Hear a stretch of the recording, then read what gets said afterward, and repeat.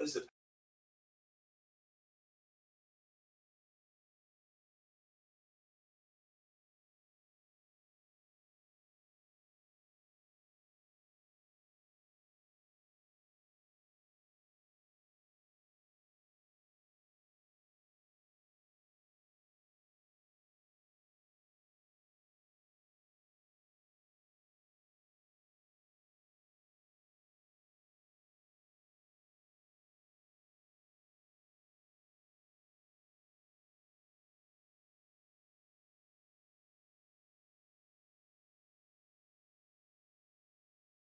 All right, everybody, we're just letting people finishing logging in. We'll get started any second now, so just give us a minute. We'll get started in the next, probably give 2 more minutes, then we'll get started. Thanks.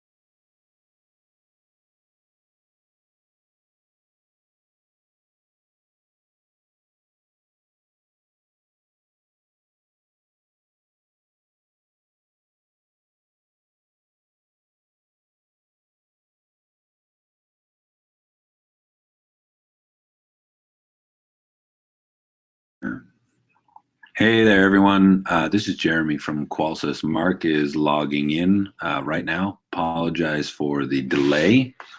You should see his screen popping up here in a second. And Mark Bateman will take the training. I will be on the chat. So please feel free under the questions as we go through everything. I see that, yep, you guys have already found it. Have you started anything? Cool. Yeah, so use the questions. I'll be on that as well to take anything that you have. Obviously, everyone's going to be on mute or Mark will be able to talk, as there are quite a few of you on. It won't be open. So just if you have any questions, just chat it in, and I will answer them for you. So Mark should be on here in 2 seconds. I'm on. I'm on, guys. Just 1 second. I'll start sharing my screen with you.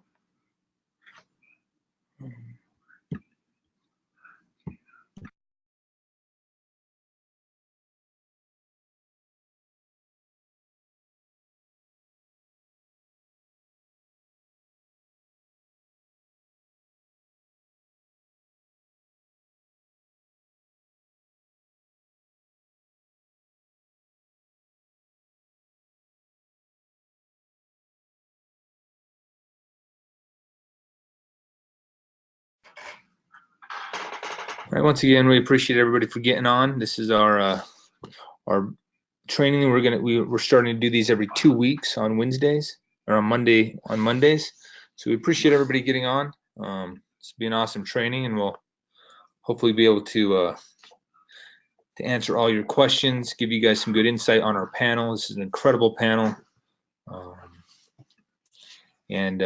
So, you know, as we go through this, if you have any questions, please there's so many people on that we would ask that you just go to the chat, or the best way is to go to the questions and just ask the question.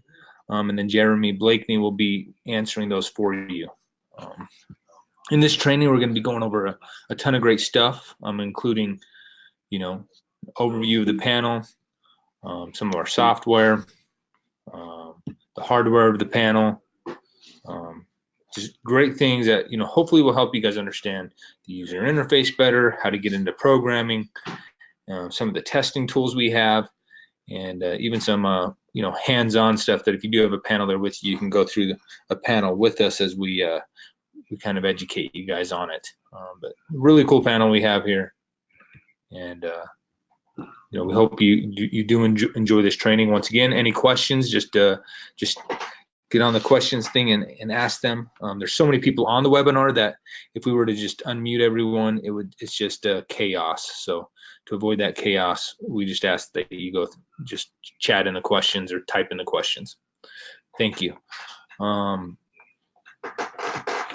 a little overview of the panel to get started. We do like to share this video of the panel. This will just give you a good overview.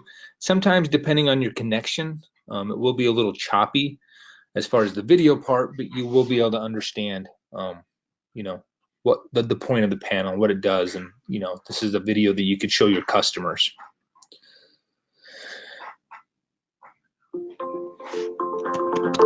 Technology should be simple. Technology should be beautiful. This is the IQ panel. The IQ panel is easy enough for anyone to use, no matter how old you are. It keeps you connected to the things that matter most to you, like your home and your family. Sending disarm photos to your smartphone so you'll know when they arrive. With Bluetooth touchless disarming, you can leave your phone in your pocket, and the IQ panel securely authenticates you, preparing your home for your arrival.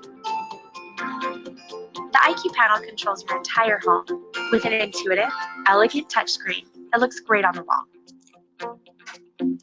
It uses intelligent automation to make things easier when you are home, and you can customize the photo frame to show off your latest family adventure. And when you leave again, the IQ panel knows you're gone and will lock your doors, arm your security system, close your garage door, adjust your thermostat, and turn off your lights, making your home secure and energy efficient.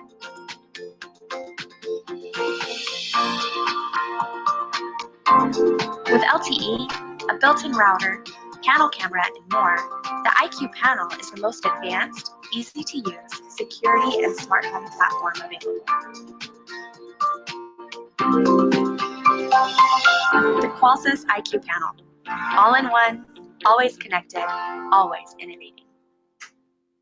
All right, awesome video our marketing team has put together there. That just shows the, a lot of the features of the panel. And we'll be going over those features today with you guys and answering those questions that you guys bring up. Some background on the company. It's headquartered in San Jose, California, and was founded in 2010 by two Silicon Valley veterans that saw, the technology that was out there with smartphones and tablets and all that incredible technology. And they wanted to bring it to the security field, and they have since then. And that's the Qolsys panel. The term quality of life refers not to just the way we work and the products we provide, but also our philosophy as an organization, as a company. With our employees, we want to see them enjoy their lives and enjoy their hobbies and the time they have with their friends and family. And we hope that replicates and pushes forward into our product. And we definitely have seen that. And we just want to see that in all the products we produce, that we're helping improve the quality of life of people. So Qolsys, it stands Quality of Life Systems, the SYS, and that's how you say it, Qolsys. One thing that's made Qolsys so amazing is our partners, our technology partners. First one of those would be Voxconn. We've leveraged their best-in-class service, and same with all these partners, to help this panel be more incredible in what it is. So Voxconn, every IQ panel that's out there is manufactured by them. They are the largest hardware manufacturer in the world. They build every iPhone and iPad for Apple, as well as products for Sony, Dell, Cisco. All the products around us, a lot of those are coming, those top quality products are coming from Foxconn. And the reason why is because they're known for their excellent quality, their distribution and supply chain. So they've been an incredible partner for us and just helped our product be what it is. The next partner would be Android. And for us, it just made sense. It's the world's most popular operating system, and it has all the tools that we needed. As you guys know, it's the most popular one out there, operating system in the world. And part of that is because of its developer toolkit for video, sound, and custom text to speech. And we've been able to use that to make this panel what it is. When we say custom text to speech, for example, on any door window, you can name it what you want. I could say Mark's Man Cave, and that's what that door window is going to say or that sensor is going to say when it's opened. Also, it allows us to do over-the-air upgrades with software, which has allowed us to just better the panel through time. The other partner we have is Alarm.com. Most everybody, I hope, has heard of Alarm.com now, since they are the industry leader in remote interactive services. I've been working with them as a partner and using their products for over a decade now. Incredible what they do. They are the best out there. One nice thing with Alarm.com is that you're always connected through the cell, through the Wi-Fi. There's no plain old telephone service with them. They allow, through their cloud, remote access for both end user and dealer support. And we've spent, as Alarm.com, 7 years integrating our IQ platform with Alarm.com's platform to integrate as much as we can. So virtually anything you can do on the panel, you can also do remotely from Alarm.com, which is huge when it comes to tech support and figuring out little issues, changing settings or whatnot. To be able to do that through Alarm.com is just an incredible convenience. And the last one I want to talk about is Qualcomm. They're the largest smartphone chip manufacturer. Their chipsets are virtually in every phone worldwide, and they are the inventors of LTE, that long-term evolution protocol. And what's so great about them is it allows for so many radios in our panel, and I'll get into some more of that. This slide here that we share, better in every way. One, it's comparing to other panels that are out there, but also our Gen 1 panel. This is just a brief slide that you see we have a better touchscreen now. It's a multi-gesture capacitive glass touchscreen. It's very clean. 5-megapixel panel camera, the Qualcomm Snapdragon quad-core chipset for the processor. We have better dual path, a better sensor ecosystem with Z-Wave Plus, the Bluetooth Low Energy, Wi-Fi, our S-Line and Power G, better connectivity with the built-in 802.11ac 2.4 and 5.0 gigahertz, and we have a better Android version with the Android 5 Plus, and just an improved UI. That user interface is very, very clean, and it's what people expect. It's what people see on their phones and on their tablets. And you can see this if you were to swipe through our panel. It's a very intuitive user interface. You swipe down, get access to the quick settings there. If you have lights, you would just swipe over, see the different lights. Very clean touchscreen. And like I said, this is what people are used to. This is what even I do feel like my daughter can pick up my smartphone. She can navigate through it, find her games or whatever, and play games on my smartphone or on her tablet, her iPad. I feel like this system is also very user friendly. It's very easy to understand as you swipe through it. You can see everything clearly of what it does. So very clean UI, and in developing this, they've done an incredible job. Earlier I talked about that Qualcomm Snapdragon system on a chip. And what's so impressive about that is all the functions it has. We started with this system on a chip, and the first radio that it has that's incredible, of the 3 built-in radios, is the LTE cellular. So we have Verizon, AT&T, and TELUS. Category 4 module with backup capability, and it's so with that, you're not going to have to deal with, since you're using 4G LTE, you're not going to have to worry for a very, very long time about upgrading that cell unit. I've been in with projects over the last years where companies are spending thousands and thousands of dollars getting their customers upgraded from 2G to 3G or these 4G LTE radios, and it made me shake my head when I saw a lot of companies just going to 3G, when I knew, man, pretty soon the companies are no longer going to support the 3G, whether it's Alarm.com or it's AT&T and Verizon. It's going to get to a point where you are forced to go to the 4G LTE and that long-term evolution. So that's one thing we're there already. We don't want to deal with having to have people already, have a panel just be worthless or have that cell unit quit working because they're using 3G. So we have that LTE long-term evolution radio in there. The next one is the Wi-Fi 802.11ac. It's super fast. It gives you the 2 networks, 2.4 and 5 gigahertz, and it's used for dual path and also for software updates.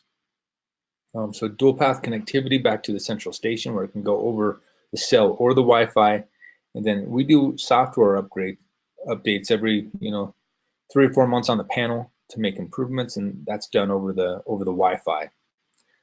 The other third radio we have on this panel is the Bluetooth, or Bluetooth Low Energy 4.0, and we currently use it for touchless disarming in the away mode with your smartphone. A really cool feature that we'll get into more in depth as we go through this. If you get into the panel, there's also 4 daughter card slots. So that would give you a total of 7 radios. So those 3 radios on the system on the Qualcomm system on chip, and then you have these 4 additional radios that you could also have. So the first one we have is this SRF S-Line. S-Line is our secure line of sensors. This also supports legacy 319.5 megahertz sensors, so those interlogic GE sensors from the past. And our panel will hold up to 128 sensors. So it's a pretty large capacity of sensors you could add. The next one would be Z-Wave Plus. So Z-Wave Plus, compared to just normal Z-Wave, you double the range. Here we have up to 119 Z-Wave devices where you can have 80 locks or 80 lights, 6 locks, 6 thermostats, 6 garage doors, and up to 21 other devices. The next slot is an optional slot, and this is for an image sensor, or PIR, with a built-in camera. And this is an alarm.com device. When it came out, it was something that was very economical for families that still wanted to feel like, hey, I have more of a smart home. I'm able to get a glimpse into my house. And for those of you that don't know, the image sensor actually can take snapshots during an alarm, where it'll take, 4 pictures, I believe, and then also during the day you could say, hey, every morning at this time I would like it to, first time it sees motion after 10 a.m. to send me a picture, a text message to my phone. So the image sensor is a very cool device that's allowed people to feel, man, I have more of a smart home. I can see into my phone, and by adding this image sensor daughter card, you can add up to 5 alarm.com image sensors. And then our final slot here would be our expansion slot, or it's meant to future-proof the panel. So potential things we have here right now would be the Power G. Also, they're built-in translators. And in the future, what we've kind of announced now is that in the future, we want to have every panel where it will have Power G in this slot. And then down in that bottom left, that green daughter card, we would actually swap out the different flavors of the panel. It'd be 319, 345, which is Honeywell, and 2 gig, or 433. So every panel would have Power G, the Power G radio, and be able to support Power G sensors, which are incredible. It is one of the most incredible, line of sensors out there, and what it does. But then also you'd be able to switch your panel up between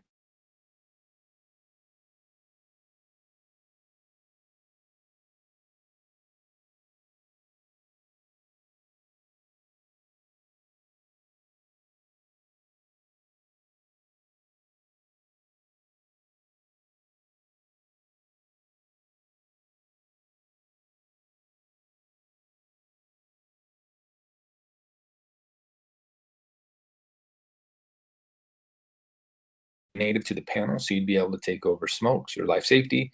You'd be able to do takeovers with it without having to add a translator to the system, a wireless translator. Next thing we just want to touch on real quick is the panel has a built-in access point to that Wi-Fi connection. This is kind of like a hotspot, glorified hotspot, where to this panel access point, you could connect a secondary tablet, or our IQ remote is what we call it. So you could also add in the doorbell camera. Let's say this panel was up by the front door and somebody had the Skybell camera. You could actually run that Skybell through the panel access point, as long as you have great connectivity, and then have the panel connected to the customer's home Wi-Fi. It also supports live video cameras. So once again, if you had like an indoor camera that was had better range going through the access point, and then the panel actually going to the home router, that would be a great option. And there's other Wi-Fi devices out there. So it's a really cool feature that we opened up officially and went live in our 2.1 software update, which has been out for the last few weeks now. Another thing we have is live video on the panel. This also came out in 2.1 with the ability, if you have alarm.com cameras, you could opt into their beta program, and you could see your, the 521 IR, that 522, or that 722 outdoor cameras. You could see those on the panel. Really cool feature. I have this at my own home, so I'm able to walk over to the panel, see who's out front. I have a panel up in my kid's room. I can see my kid in his crib. Really cool feature. We're able to see this on the panel on a nice 7-inch touchscreen, and not just trying to pull it up on your phone or something like that. Another thing the panel has is the enhanced dual path connectivity. And dual path connectivity reduces latency and increases speed. So what we've done is, panels in the past, they might have, originally you were sending a signal over the plain old telephone service, the POTS line or landline, and if it failed, then it would go to a cell backup. That could take a minute and a half until Now the cellular is kicking on, trying to send that signal. And then companies have moved to, hey, we have cellular and maybe a Wi-Fi backup, where the cellular is not working, then it'll kick over to the Wi-Fi. With the dual path connectivity, it actually sends those signals at the same time. So it has intelligent redundancy. And we've worked with Alarm.com as our partner, where they're able to pick up whatever signal comes in first and use that signal. And this just gives you increased speed, performance, and reliability. So compared to other panels, this is something that you will notice a difference right away. You know, if you're a technician and you're training a customer and you say, hey, watch this, we're gonna, you know, arm your system through the app. You're gonna notice it's so much quicker, how much quicker, you know, arming. Or if you were to say, hey, let's unlock a door, lock a door. Because of this dual path connectivity, it just happens right away. It's not one of those things where you send a signal and then you're waiting and waiting and waiting and just hoping that pretty soon that door finally locks. I've been there with other panels, but with this dual path connectivity, it really increases the speed and the performance of commands. Another thing that we talk about is investment in what we're doing, investment protection. It's very important. And you know, as dealers often are subsidizing the account creation costs through the life of a contract, or you know, they want to ensure that their panel is relevant throughout the future. So there's three things we talk about. First is the LTE cellular. You know, that long-term evolution is going to be good for many years to come. So that's going to help you avoid costly radio swaps in the near future. Another thing we have is powerful hardware with a chipset and the architecture to remain relevant for the future, where you can actually add in those daughter cards and you know, have hardware that's relevant. And then the last thing is the software updates that add new features and benefits over time. So just in the last few months and in the last year, we've added, you know, an advanced sensor test that allows you to read noise floor of a home. We've made improvements where we added the live view of cameras. And so as we do these software updates, not only are we going to maybe, if there's any little bug fixes that we need to do, we can throw those in, and then we can also add new features and benefits to the panel. So the panel that maybe a customer gets today isn't going to be the same thing in a year from now. It's going to have improvements, and it's going to be a better panel. So that's just an awesome thing to have with the software updates. Next is security in everything we do. I always say that as a security companies, we go out there and we protect people's homes. You know, we're making sure we put sensors on all their entry points, you know, trying to cover their windows, trying to make sure that if someone was to break into that house, they're going to be caught by the security system. But something that's also very important is to make sure that system you're putting in their home is also protected.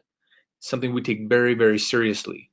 So we've used a Android security enhanced version. It's a secure Linux version of Android that requires a special token authentication as part of the operating protocol. It has a built-in firewall, and the panel only talks to our Qolsys servers and to the Alarm.com servers via that secure firewall. And we have a third-party penetration testing to ensure that we stay up to date with the latest security measures. We also have encrypted sensors. So using the new or Qolsys S-Line or secure line sensors, we're able to encrypt that 319 protocol so that sensor data cannot be captured and replayed to the panel. So a lot of the sensors people have been using for many years now, you can get a simple device, you could actually record, you know, a front door opening and closing. You go to that house at 2 in the morning and say, I'm going to pretend like the front door just opened. You set off the alarm or whatever. How many times does that have to happen before a customer says, man, I'm not going to arm that front door, or I'm not going to arm my system, or, you know, I have to bypass things. You know, now the home's no longer protected properly. So we're huge on encryption and on encrypted sensors. So you'll see that with S-Line, and you also get that with Power G sensors.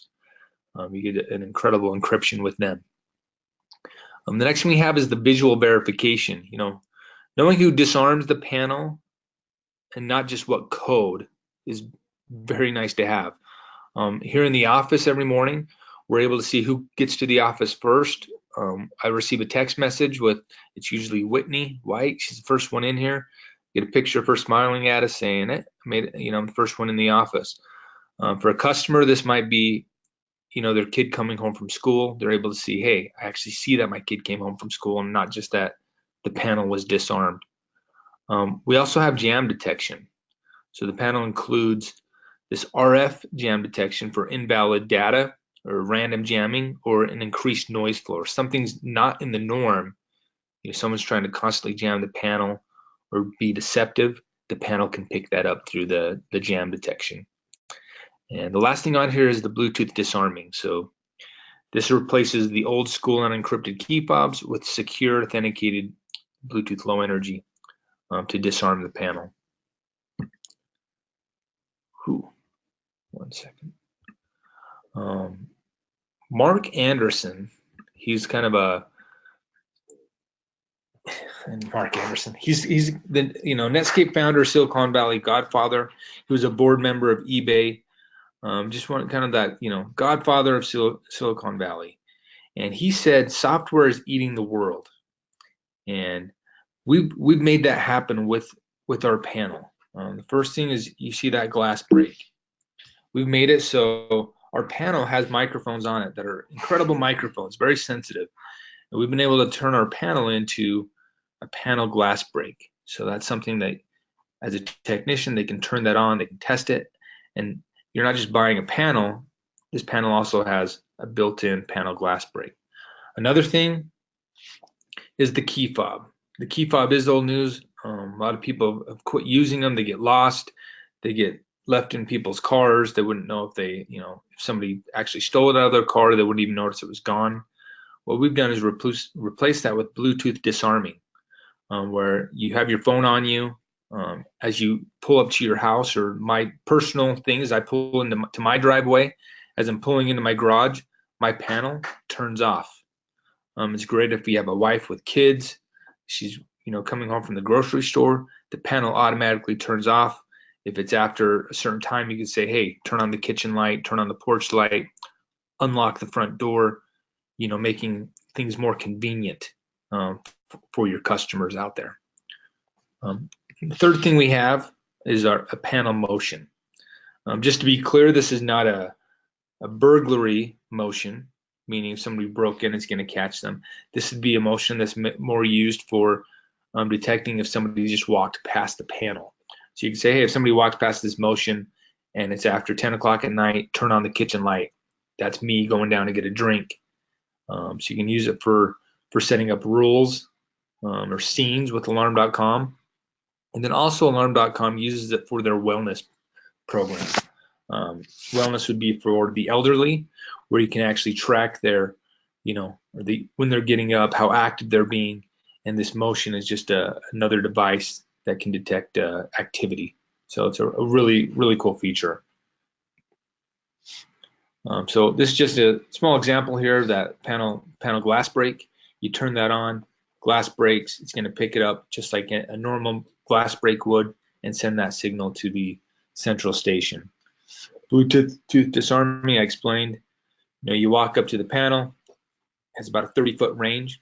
It notices your phone, automatically turns off the panel, and you can have up to 5 smartphones connected to your panel for Bluetooth disarming.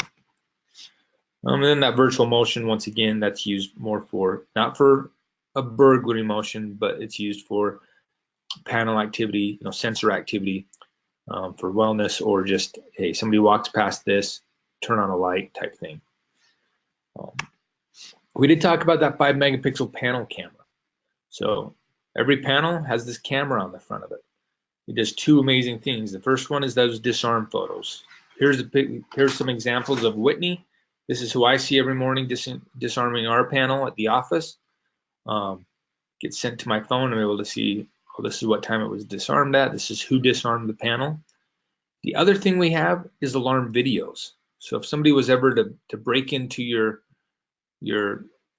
home or residence or commercial building, it actually takes a 4-minute video clip that's stored on the panel. So that's just one extra feature you're getting with this Qolsys panel, is hey, disarm photos and alarm videos. Some pretty awesome stuff. Another cool thing, and I touched on this earlier. I said we do software updates with our panel. One of those software updates that I just want to touch on right now is our advanced sensor test. And what this advanced sensor test does is it measures the noise in a home, the wireless noise. We're able to actually go out there, and every half second the panel is measuring the noise floor. Meaning, hey, if somebody had a baby monitor, or they're in an area that's next to some antennas or some weird just air noise, wireless noise, it's going to show you where that's at, where the panel's at. And as you open and close a sensor, you can actually see, hey, where are my sensors falling compared to the noise floor? And this is just great because a professional installer or technician, before he leaves that home, he can go check this advanced sensor test and make sure everything's working as it's supposed to be before he leaves, avoiding silly service tickets to return for, hey, a sensor that was placed too far away from the panel.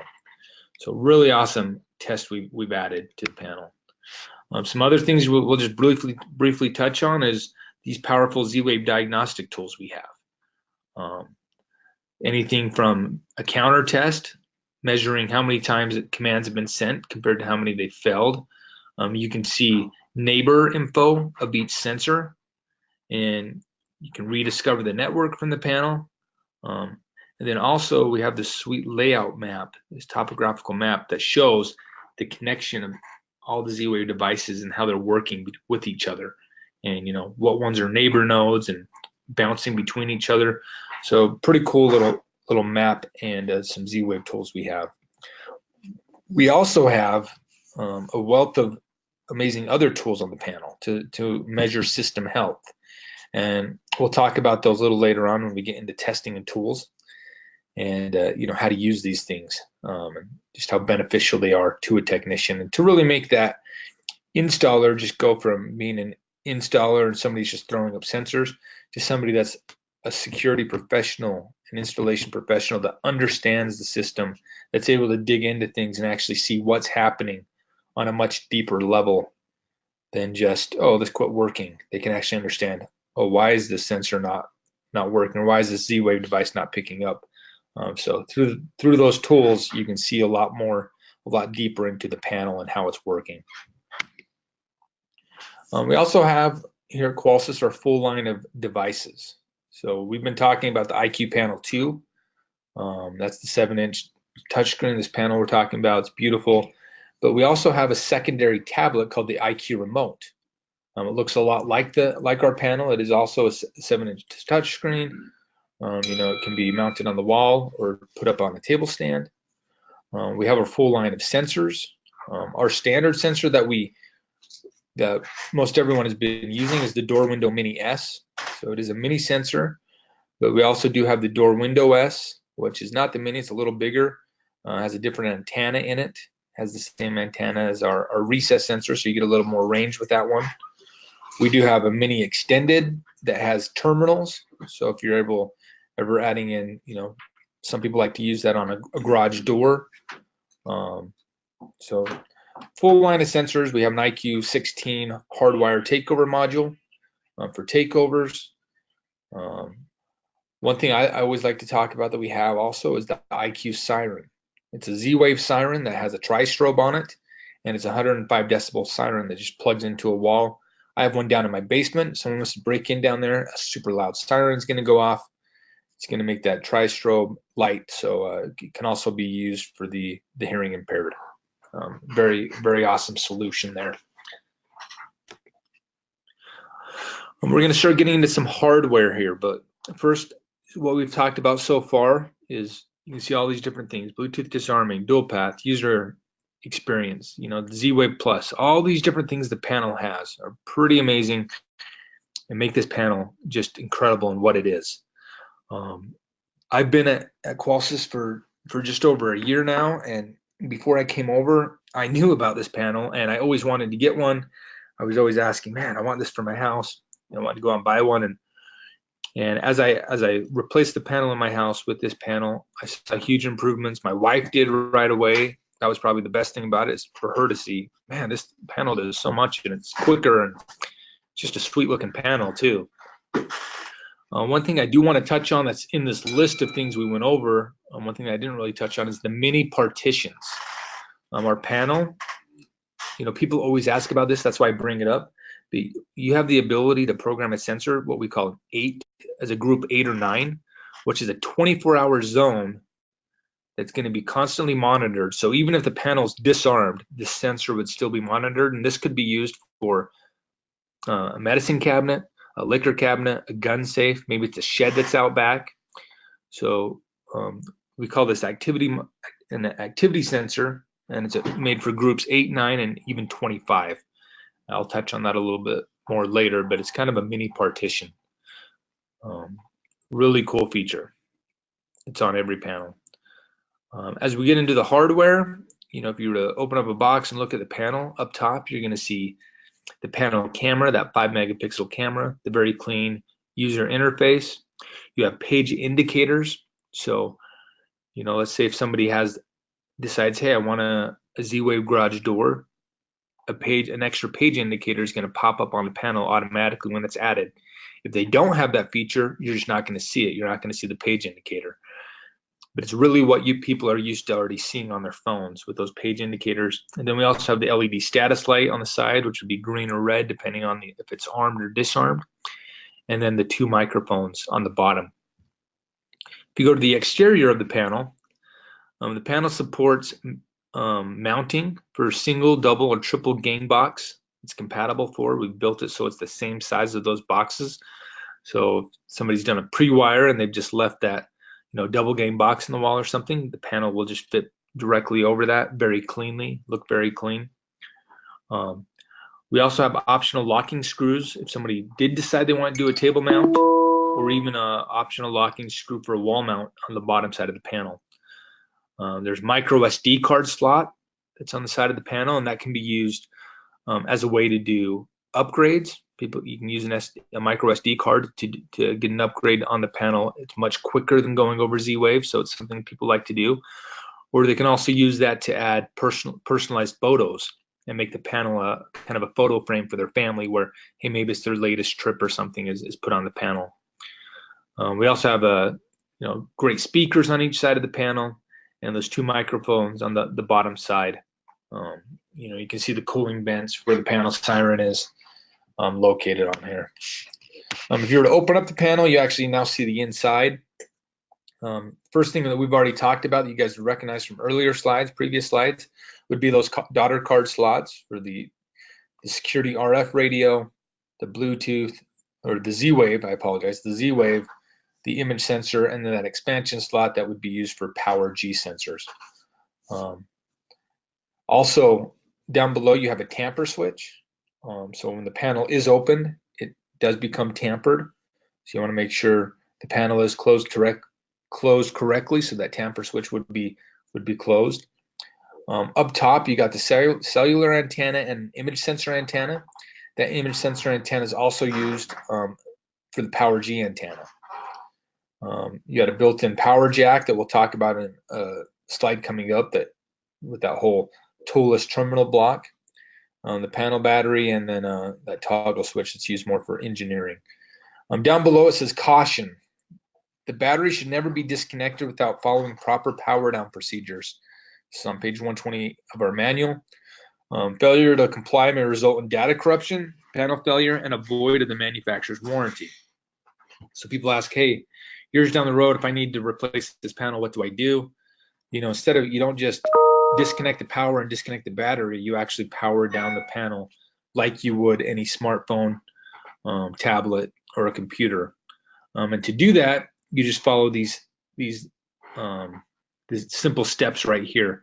When you see a slide like this that I'm sharing, the steps are on the right side here where it says settings, advanced settings, enter code, and then power down. And then that's also explained in the main content here. But that's what you do. Just go into settings, advanced settings, enter in your installer or dealer code, master code, and then you can power down the panel. If you need to do a panel reboot, over the years I've heard tech support so many times say, hey, did you try power cycling the panel? So if you want to panel reboot or power cycle the panel, same thing, you go into settings, advanced settings, enter in your code, and then right next to power down is also panel reboot. You hit that, the panel will actually power down for just a second, reboot up, rethink just takes a minute, and it's kind of that little power cycle of the panel. Another thing that we rarely see, but in case of like a, last case or last resort type thing, would be the hard reboot of the panel, meaning, hey, it's stuck on a certain screen or something, I can't get it to move. If you ever need to do a hard reboot of the panel, you'd hold down the power button that's located on the right hand side of the panel, hold that down for 30 seconds, and the panel will do a hard reboot and power back up. We say only do this when absolutely necessary, because if you're in the middle of something, adding a sensor or something, then it would, it wouldn't record that information. As far as that wiring diagram I briefly touched on earlier, we have a barrel jack. So every panel comes with a power cord, power supply, and this barrel jack that you can just plug right into. The power supply is 5.5 volts.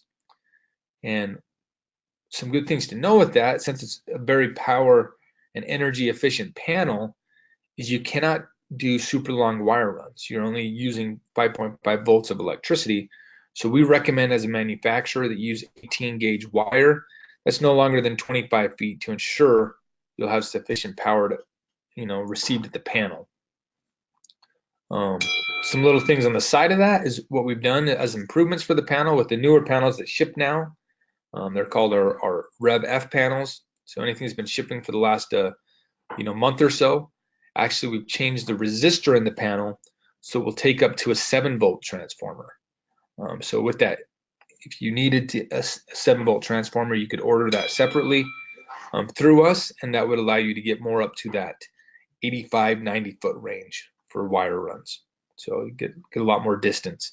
Also, if you ever needed to customize your wiring, instead of using the barrel jack, you would just use that toolless terminal block. It's kind of just automatically labeled red and black, where you can just hold down on the button and slide in the wire. Very easy to use. On here, we also do have the capability to add in hardwired sensors. So if you're right next to a door or something, and you just want to hardwire in a switch, you can do that, but you do need to use a 4.7K resistor. And this is something we do not ship with every panel. It's something that's rarely used, so we did not want to just waste materials and just throw something in the panel. It's just going to be thrown away the majority of the time, the large majority of the time. So if for some reason you are a technician or a company that does do hardwire switches directly to the panel, you'd want to make sure you get some 4.7K resistors out to your technicians just to keep in their tool bags. And then the last thing down here on the bottom, you'll see the panel does support an external siren. That siren has to be, the max voltage on it would be 12 volts DC with a max current of 300 milliamps. And that siren would also have to have its own separate power supply to drive the siren. Since the panel is only putting out 5.5 volts, it's not going to drive a siren. So once again, that siren is more of a dry collector, open collector that's just dry. It's not putting out any energy. It's just an open collector, and that's why you'd need to have your own power supply. Once again, something I have seen a lot of dealers out there use that works very well is the IQ Z-Wave siren, though.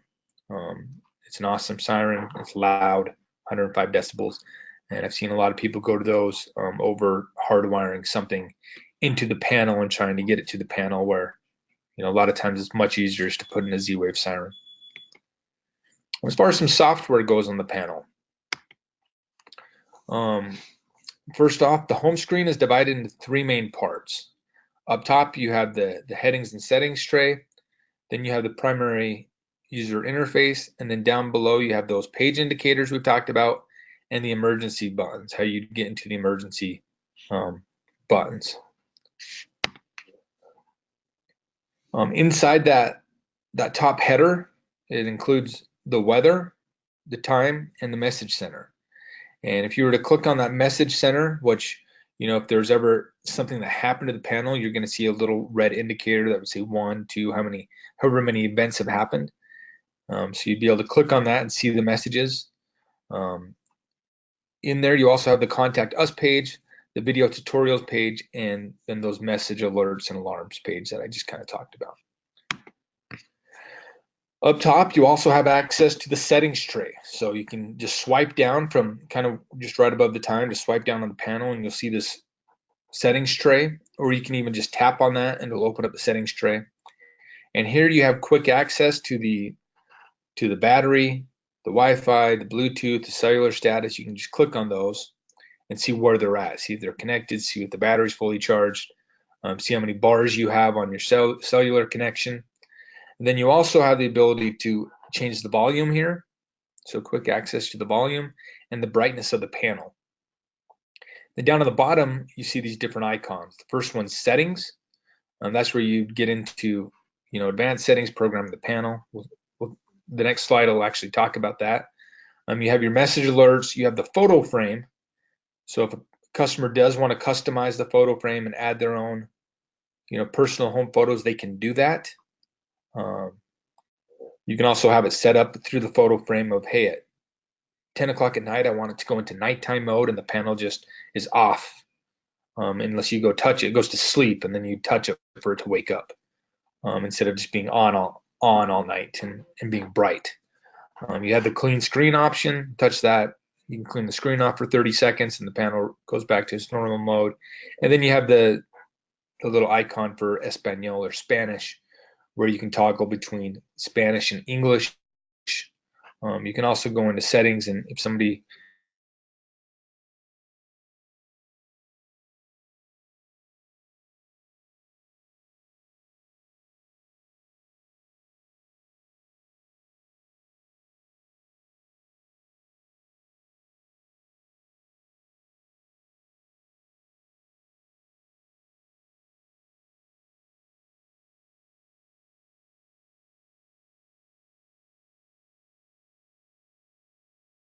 see some of the history, open, close, active sensors, the battery, all that kind of stuff.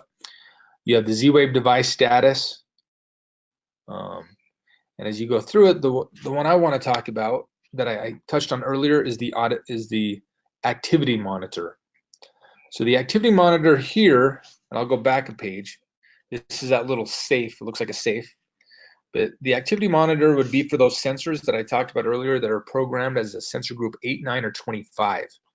So that means they are being looked at 24 hours a day. And even if the panel is not armed, those sensors are still armed. So that'd be used once again for like a medicine cabinet, a liquor cabinet, gun safe, or like a shed out back. By going to the activity monitor button, you can get quick access to those sensors where you hit quick access, type in your code, and you'd have 300 seconds where you can temporarily access the panel. So for a customer, a lot of times that's, hey, I'm going to grab a bottle of liquor or wine. I don't want my kid in high school stealing this, taking it to a party or something. You can have that monitored and have a sensor on it. Or you can actually just deactivate it, touch on it, type in your code, and it would deactivate those sensors until you reactivate them. So that's for activity. It's an activity monitoring. It's kind of a mini partition, and it fulfills a lot of those needs that when we talk to dealers that they need, that customers are asking for with a mini partition. As far as full partitions, that's something we do want to come out with, later on this year. By the end of the year, would be adding partitions to the panel. And then the last setting on here in settings, or the last icon, would be advanced settings. And this is what you type in your dealer code or master code or installer code, and you'd get into the advanced settings. In advanced settings, here we're showing the installer menu and the dealer menu. There's only some slight differences here. If you use the dealer code, you just have a higher access level.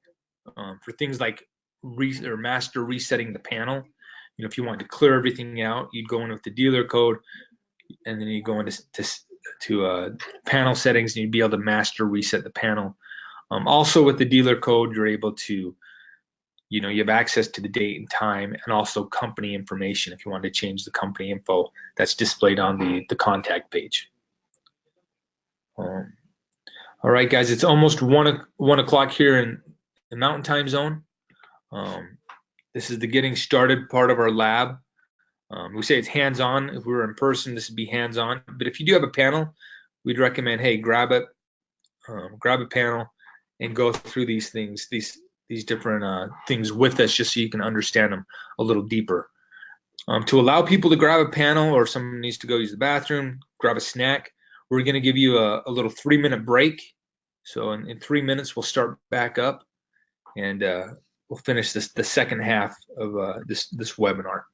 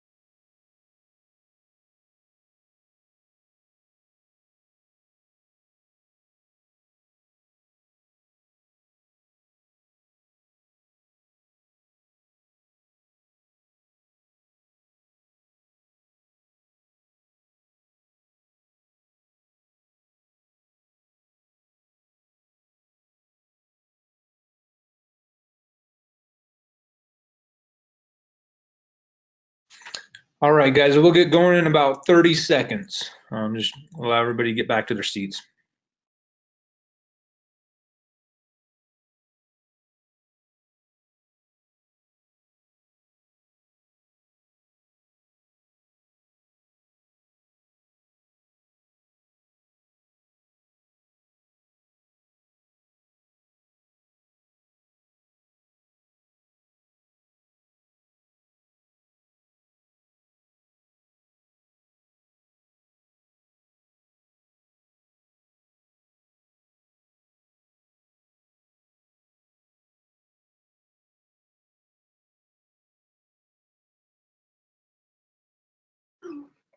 All right, guys, Mark, I'm back on.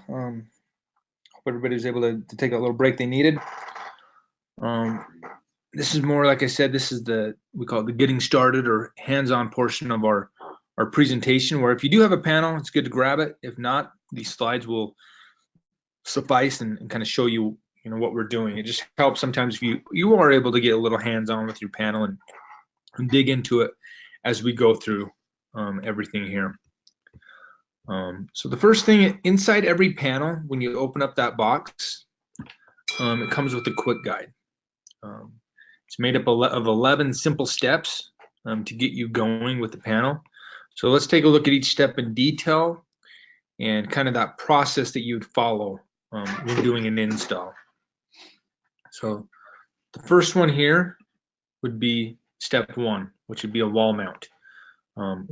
First of all, I want to say I do recommend wall mounts over a table stand. You do have that option, but the only thing with the wall mount, hey, you're putting the panel in a certain location. When you leave, it's not going to be moved around.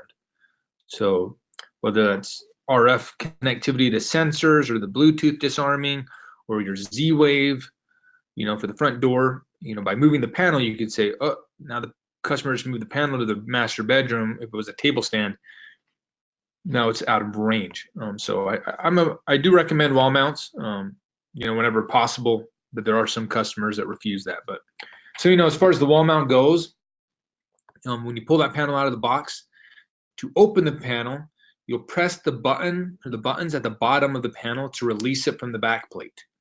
When you do that, it is a little tricky to open the panel. I have seen a technician try to grab a screwdriver or something as they push that button, they pry a screwdriver in there to open the panel, and they kind of scratch up the connection there. That is not necessary to use a screwdriver. The easiest way to do it is to put one thumb on the button and then the other thumb on the corner of the panel right next to it. The reason why that corner is actually the front of the panel kind of wraps around on the corner. So if you put one thumb on the button, one thumb on the corner, it'll just pop right open. Very simple, very easily. So kind of a little trick with the panel to open it. As you do get to that, you'll notice that it has that relief hook. Some people call it the technician's third hand because you can just hang the panel from that relief hook, and then you can run the antenna in the wall. That is very important. You'll see number 2 there on the second slide where it's showing that relief hook. The number 2 is pointing to the 6th mounting hole. And on our older panels that we made it so you had to run the panel through that 6th mounting hole. You have to run the RF antenna. So this is the antenna that's for your sensors. And the reason why you have to run it through through that hole is because that's where you're going to get maximum range, is running it through that hole and down inside the wall. What we've done with our newer panels that are being shipped out now is right above that, where that 6th mounting hole would be, is actually we added a hole to the back plate where you would just run the antenna through a hole made for the antenna. So that'd be right above where that number 2 is at. Once again, the reason why it needs to be ran that way is because that's where you're going to get the maximum RF range. If you were to just leave the panel stuffed in the antenna stuffed in the panel, we've seen 2 things. One, it ends up going right over the tamper switch, and then the panel's tampering. The other thing is now you're losing range.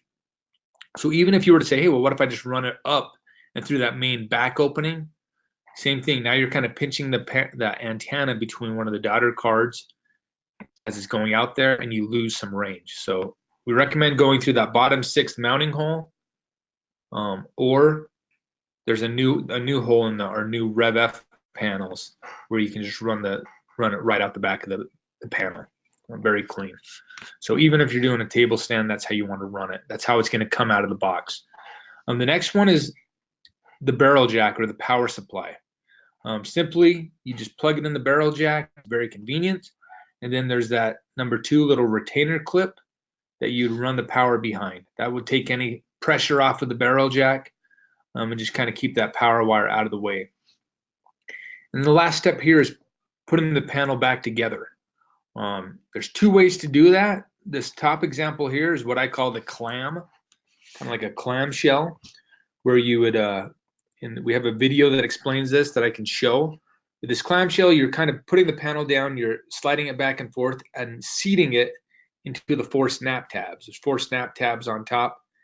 And then as you close the panel down, you'd make sure that antenna is ran into the wall properly, and then snap the bottom of the panel. A lot of times when you do that, not all 4 of the snap tabs on top are going to be closed. Then you'd have to put some pressure on those, pinch it together, and snap those back together. To do that, I hope you can visualize this, but you want to kind of push down on the top of the panel, the front top of the panel at like a 45-degree angle with your thumb, and kind of pull up on the back plate, and they'll just snap in. Snap, snap, snap. 4 snap tabs. And you also notice on our panel, the newer ones, it has a little indicators back there of where those 4 snap tabs are located.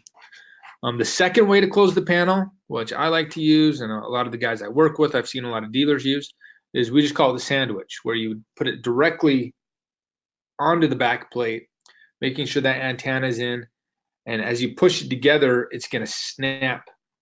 It's just going to snap together, and then you just 45-degree angle on the top, pulling up the back plate, snap, snap, snap on the 4 snap tabs, and just pushing the bottom 2 buttons together, and it snaps together. It is a little tricky, opening and closing the panel, so it's something I would recommend if you're a technician that's it's my first time with the panel. Get used to it before you go to a customer's home, so you're not there getting, you know, beads of sweat running down your face because you're like, oh man, this guy's over my shoulder watching me try to close this panel, and I'm having some struggles with it. Get used to it. Once you've opened and closed it, and you get used to it, it is very easy to do. It's just there is a little bit of a learning curve there. Here's the video. This is Qolsys. I show you this for 2 reasons. One, it is informative. It shows you how to run the antenna. But also, this is just to let you know that on YouTube, we have our own YouTube channel, Qolsys, and our marketing team has done an incredible job of putting a bunch of videos together to help technicians out. So this is just an example of one of those videos. And it's actually, there's the table stand here. I forgot, there's this table stand option where you could run, you have a 3rd relief hook, and you know, you just replace the back cover, and then every panel comes with a little table stand that you just snap on it. But here's that video of Qolsys showing us how to route the antenna and also properly closing the panel. Today we're going to show you how to properly route the antenna that connects to the S-Line encrypted security radio that communicates with all of your security and life safety devices. If you've decided to mount the panel to the wall, you'll use the top 2 screws and the bottom 2 screws on the left side, leaving the bottom right screw hole open. The reason you leave the bottom hole open is so that you have a place to put the antenna. Using a small screwdriver or similar tool, poke a hole through the wall large enough to feed the antenna through. The antenna is flexible, so it'll take a little work to get it through the wall. This next part could be a little tricky, but watch what I do and it can help. Notice these 4 tabs on the top of the back plate. They correspond to the 4 points at the top of the panel. To mount the panel properly, rest it on those tabs at about a 45-degree angle. Wiggle it left and right a little bit and you'll feel it fall into place. Next, hinge it downward and use one finger to push the antenna into the wall as far as it will go. As long as the antenna and hanging strap are in place, you can simply snap the panel closed. If you notice a gap at the top, this just means the tabs are not seated properly. Pinch the top until it clicks into place. Properly routing the antenna will help ensure you have maximum range for all your security and life safety devices.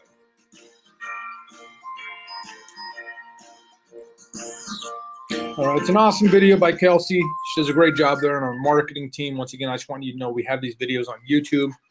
That's showing you, once again, to route the antenna through that bottom right part of the panel. Our newer panels have a hole there, just a circle hole that you run it through down in the wall to get that maximum range. So that'd be your first step with the panel.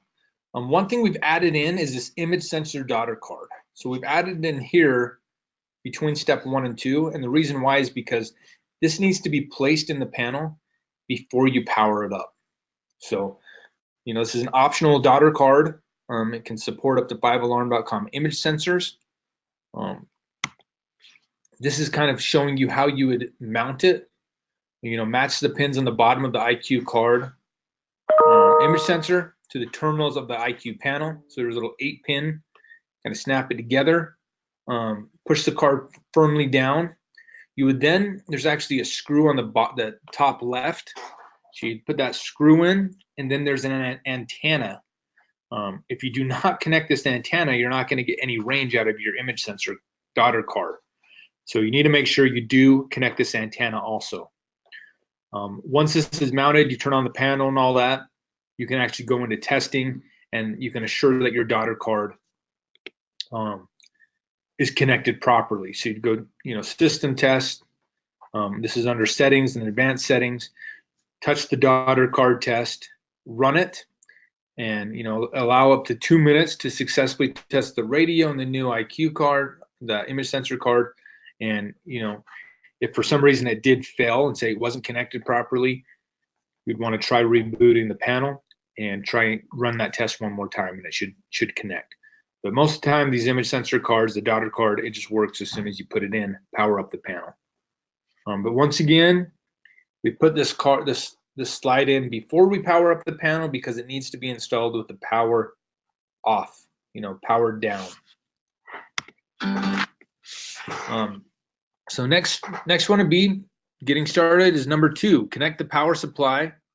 And once again, only use a 5.5 volt power supply. There are other ones out there, like our Gen 1, some other manufacturers that use a transformer that looks very similar to the one we use. But those ones could be a 9 volt, a 12 volt, a 14 volt, and you need to use one that's 5.5 volts. If you do have one of the newer panels that's been we've been shipping for the last month, they will support up to a 7 volt power supply. Once that's connected, press and hold the power button on the right side of the panel for 3 seconds, and the panel will power up. It'll sync up just like it, very similar to a smartphone or how a tablet powers up. Just takes a little second to power up. And then the next step would be creating the account. So you want to create your alarm.com account at this time. The account must be created in order to proceed to the following steps, which is running a cell test. So make sure you get that account created. If you haven't, you can use the mobile tech app through alarm.com. This is an app that every technician should have and should use. It does make your installs go smoother. There's a lot of things you can do through their app, rediscover the network with Z-Wave, you know, adding sensors, all this kind of stuff. So it's a very good app to use. And on that app, you can create the account with alarm.com. Once that account's been created, the next step, step 5, would be accessing your advanced settings. So you'd go into settings, you'd either swipe down or just tap on that little icon where the finger's at, and then type in your code. 1111 is the installer code, or 2222 for the dealer code. Step 6, run a cell test. So when you're running a cell test, this verifies the connection to alarm.com's backend and starts the download process for any dealer programming templates. Some dealers use templates, some don't. I recommend using them. They're awesome. You know, that's where it's going to also sync the time, date, and weather. And prior to running a cell test, the radio will show 0 bars as it has never connected to the back end. And by running a cell test, it will give you an accurate cellular strength reading. After you've done that, you're going to want to connect the Wi-Fi. One second. So connect the Wi-Fi. This is important because this is used for dual path connectivity and also for software updates. And then step 8 is checking for those updates. Making sure the panel is up to date is very important at the time of the install, because you want to make sure it has that latest and greatest software, that it has all the new features and enhancements and bug fixes. You don't want to be giving a panel that has software from 4 months ago, 6 months ago, and you can run into that sometime, depending on how long that panel's been on the shelf. If it went to a distribution, it was on the shelf there for a month, 6 weeks, and then it went to the dealer and it was on the shelf for another month or 6 weeks. Hey, that could be, now I'm 3 months out from when it was shipped. new software is probably has come out, so you want to make sure you're on the latest software. And I'm going to show you a quick little video. This is, once again, it's the Qolsys video, just showing you how to upgrade the software for a panel.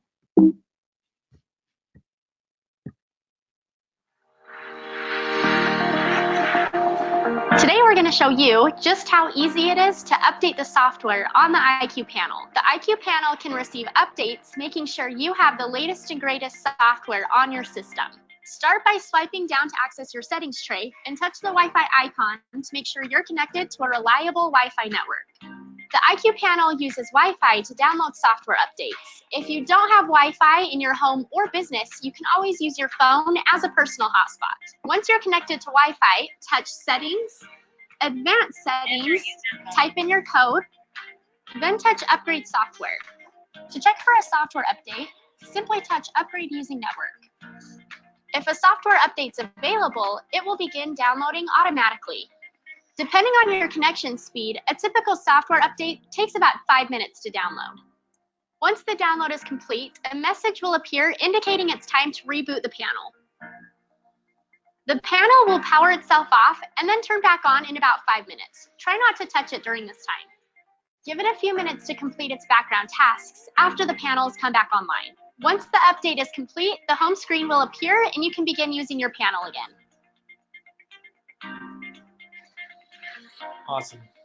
Awesome video there by Qolsys. Once again, that's how to upgrade the software. Should be done on every install. Very simple step. You can also do this by using a micro SD card. It's the same process, but instead of taking that 5 to, sometimes if somebody has very slow connection speed, take 15-20 minutes. An SD card is just going to take a couple minutes, and we keep those files on our dealer site that we'll show you at the very end of this training, where you could access that if you do want to use the micro SD card process. The next step is install devices. This gets you to the device page where you can add security, Wi-Fi, Z-Wave, and Bluetooth devices. The first of those is security. So you're going to want to, we'll walk you through this whole process of how you add these sensors. Very simple. We've made it very easy. One thing I do love about Qolsys is that as this panel was being developed, they were working with technicians, and people have been out in the field. It wasn't just engineers back in the lab putting together a panel, but it's working with engineers, with technicians, with customers, and seeing what they wanted on a panel to make it more tech friendly, also make it more user friendly. So adding sensors is very simple. First thing you do is go into auto learn, or I guess the steps would be go into settings, advanced settings, installation, devices, and then security sensors. Then you'll touch auto learn sensor. And then this allows you to tamper or open and close the sensor. And then you're going to get this little indication here saying, hey, sensor, here's the DL code is requesting to be added to your list. Do you want to continue? This is where you would verify that 6-digit DL code, that it matches the sensor and the panel. It's picking up the right sensor, when you're adding it. You'll hit OK. And now this allows you to adjust the sensor settings as you desire. The first setting up top there, you see sensor type, door window.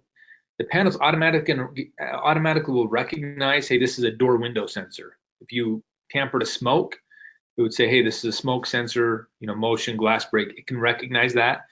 And then the fields below will automatically correlate to that sensor type. So up top, you do have the door window. For some reason you're using a different type of sensor, you need to change it, you could.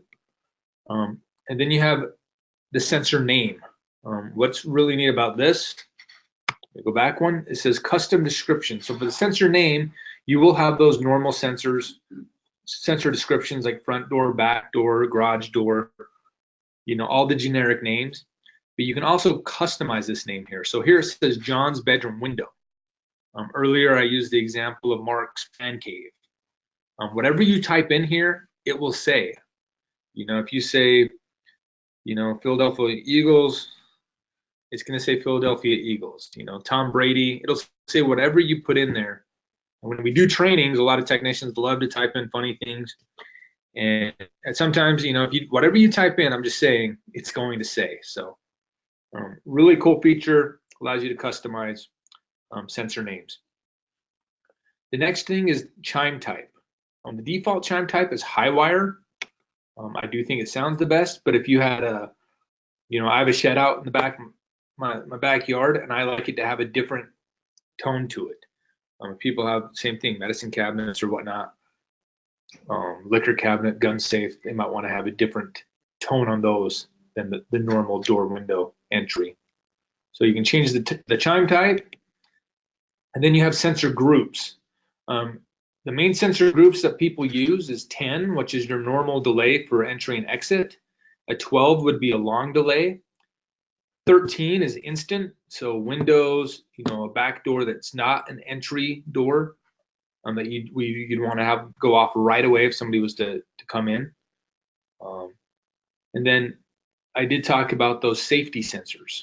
The 8, 9, and 25 are the ones that are going to work with the activity monitoring, for the gun safe and whatnot. 25 is just local, so it's not reporting. It's just something you would see locally there at the panel. Where 8 and 9 are actually reporting sensors. So if they would open, they're actually going to send a signal to the monitoring center. And then the last one here is voice prompts, on or off. And also next to voice prompts, you'll see it says S-line. So if you're using our secure line encrypted sensors, it'll say S-line here. If you were using like an interlogic sensor, then it would say like RF 319. And then also in the future, and like next month, whatnot, we'll have some new software out where you'll actually, and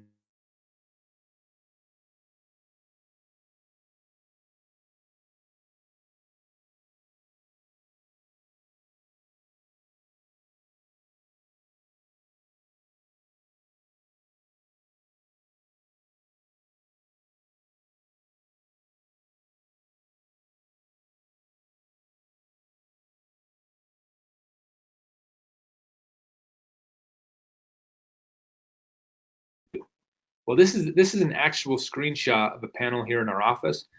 Panel 2 was used for sensor 2 was used for Bluetooth. So when you learn in a phone for Bluetooth disarming, that does take up one of those 128 spots. So you can have up to 5 phones learned in. So that's where that is. And the next step we go to is adding Z-Wave devices. So this is very similar to adding in a sensor as far as the process. You're going to go into settings, advanced settings, installation, devices, and now you're going to select the Z-Wave devices. As many of you know, been out there in the field, a lot of times before you add a Z-Wave device, you want to clear it. So the first thing you're normally doing is clearing that device, touching the sensor, or tapping on that sensor, that Z-Wave sensor, to clear it, and then you add it. That's because a lot of sensors, Z-Wave products, are already learned in at the factory, so you have to delete them or clear them. So here you just hit include. Once again, it's going to go out, it's going to search for that device. It's going to find, okay, this is a door lock, or this is a light, a thermostat, as it's being included. As it finds it, it'll say, hey, device is discovered, retrieving information, pops up, automatically sees, oh, this is the door lock. Now you can name it front door, back door, garage door. You can custom name this also to whatever name you'd want it to be, and then hit add. Here's an example of the custom name, laundry door. Hit add, it's in there. And this is an actual screenshot of a panel we have with all those different Z-Wave devices. One thing that's good to know is one of the last things you want to do after you've added Z-Wave devices, you always want to rediscover the network and settings. And that'll make it so the panel goes out and just finds the best working route for all the devices to turn on and off. So a little example we have here that we'd like to show to help people understand Z-Wave networks, because over the years we have seen, you know, I see this a lot with sales reps that don't understand how Z-Wave works, and they say, hey, I just, you know, all I sold them was the panel, and then as far as Z-Wave, I know that panel's going to be in the back of the house, but we want a door lock up front. And Z-Wave doesn't have, that's one thing with that technology, it doesn't have the farthest range. So if you only have a panel and a door lock up front, a lot of times you're going to have issues with it working properly. So what you want to do is create a mesh network. Z-Wave is meant to work as a mesh network because it can hop from one device to another like stepping stones. So in this example, we'll show how to create a path from the panel to the door lock using other devices in the network. So we'll also show what happens if one of those devices was lost. So here you have a thermostat, a door lock, a water sensor, and then you have the lock up front. These are all repeating devices. For that thermostat to repeat, it would have to be connected to the power, learned in with the batteries out of it, and it becomes a repeater. Then you put the batteries in, it would work like normal. But let's say, you know, that's your path that your panel is using to open and close that door. If you were to lose the thermostat, now the rest of your devices are going to quit working unless you have that direct connection to the panel. So what a lot of people like to do to have a great mesh network is have alternate routes. So let's say they had another energy sensor on one side of the house. Maybe they have a little outlet that turns on and off, and that also can connect to the door lock. That would make it so if you did lose the thermostat, you still have another route. And it's just making it so, you know, the more devices you have, the better that Z-Wave network's going to be, and you're not going to have any issues. You know, Z-Wave, there's also repeaters here. I think we use the R stands for a repeater. So, you know, you can buy a specific repeater, or you can get devices that repeat. And most all devices that plug in, or devices, Z-Wave devices that have power going to them, not battery power, but are actually plugged in, will repeat. So I hope that helps you guys understand Z-Wave a little better. Some additional device programming we have would be things like the Bluetooth. You know, this is not discussed on that quick guide. So with Bluetooth, if you wanted to add somebody's phone, you know, up to 5 devices that you can disarm the panel with when the panel is in away mode. We always say away mode because if the panel was in stay mode, that means you'd be in the house already and the panel would just disarm. So it's only in away mode. When everybody's left the house, you come back, it sees that phone, and now it disarms the panel. To add a device, what you'll do, you'll go to settings, advanced settings, enter the code, installation, then devices, and then Bluetooth devices. When you do this, the panel has a set period of time called the Bluetooth disarm timeout that can be from 5 minutes to 30 minutes, that you can program the panel that it'll wait for that timeout period to expire before it looks to see if a phone's in range. So here's an example of that right here. You know, you can enable, well, first off, you have to go in on the top left part of this slide I'm showing. It shows Bluetooth. You have to go into settings and actually enable the Bluetooth radio, and then right below that is enable the automatic Bluetooth disarming. So you have to do 2 things to turn this on. And then the third thing you have is setting that timeout period. Like we say, I think it's defaulted at 5 minutes. I recommend going 5 minutes or more, 5, 10, you know, whatever you feel like the customer needs. That would allow them to get away from their house before the panel's starting to look for a phone again to disarm the panel. This means, hey, what if somebody armed their system and then they went out and they're loading up their van, they're in front of their house for longer than 5 minutes? Well, once it sees that device again, it's going to disarm the panel. So you do want to make sure, you know, they have enough time to leave the house. So 5-10 minutes is normally adequate time before it starts looking for a phone. I do think Bluetooth disarming is a huge selling feature, especially with millennials, with people that love technology these days. It's something I love. I was a little nervous about it at first, like getting used to it.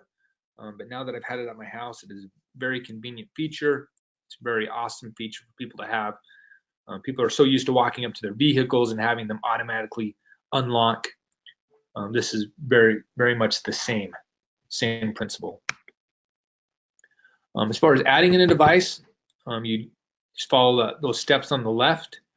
As you can see there, you'll say Bluetooth devices. The panel will go out. It'll start searching for all available devices in range.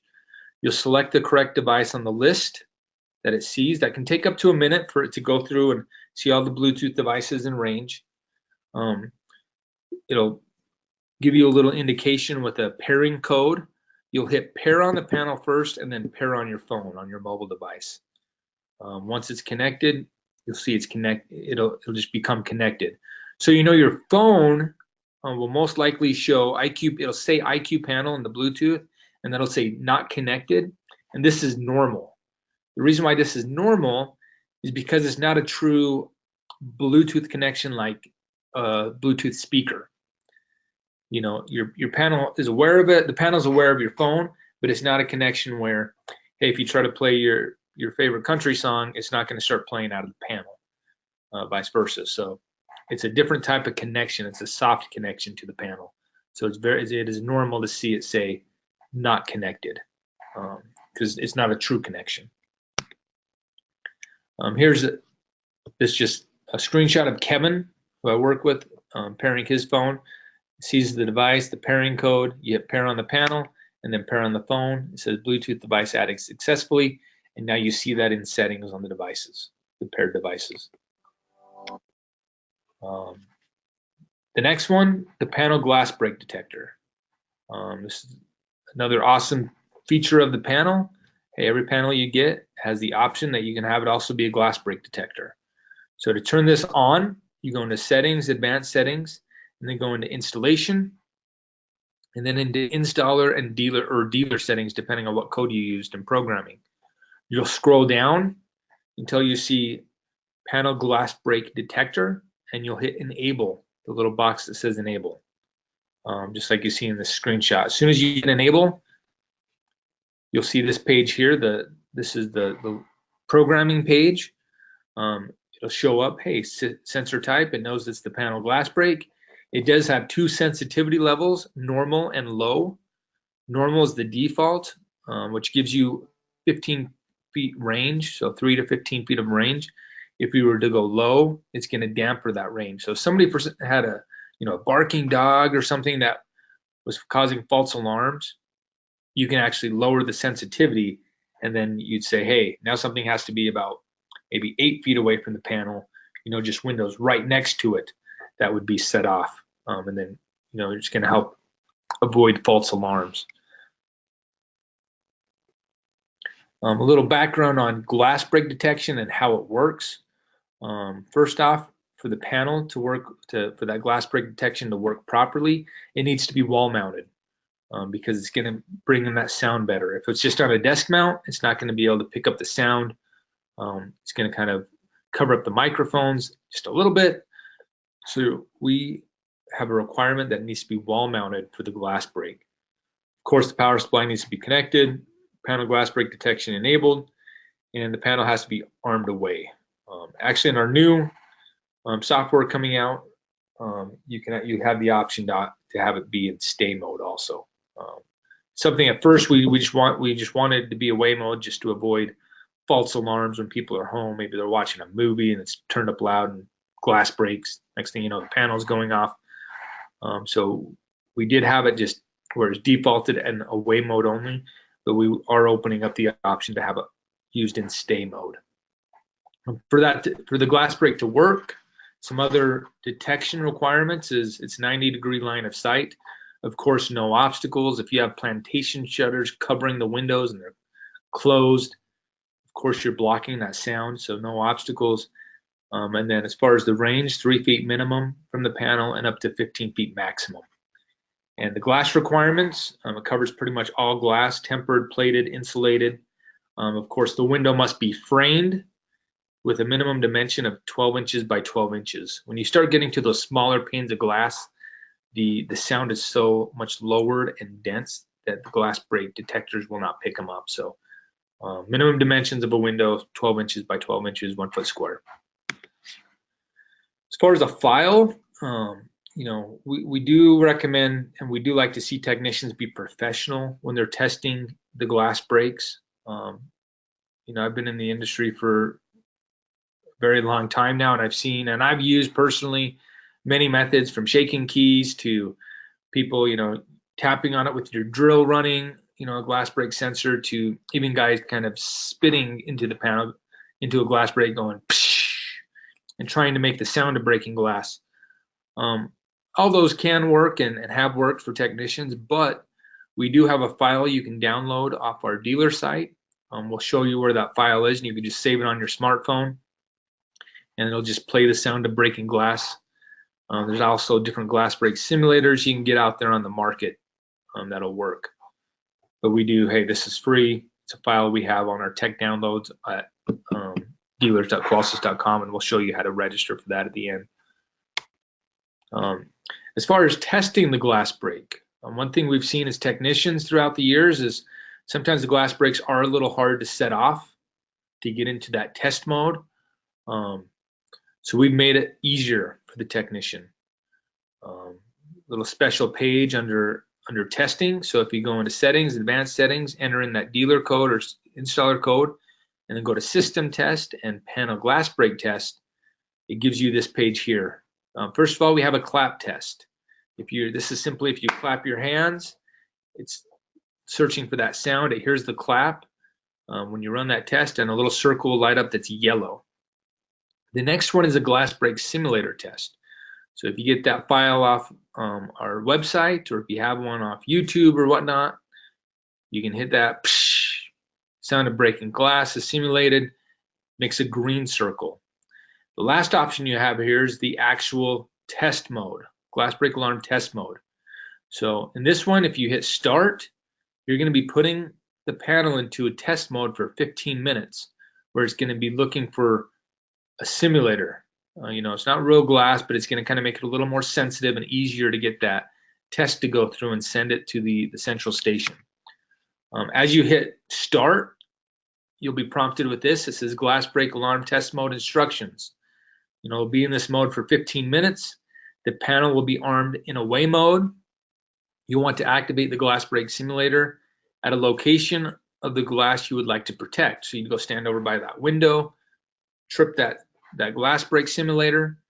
The panel will go into an alarm and send the signal to the monitoring station, and the panel will exit this test mode after 15-minute test period has expired and return to the normal mode.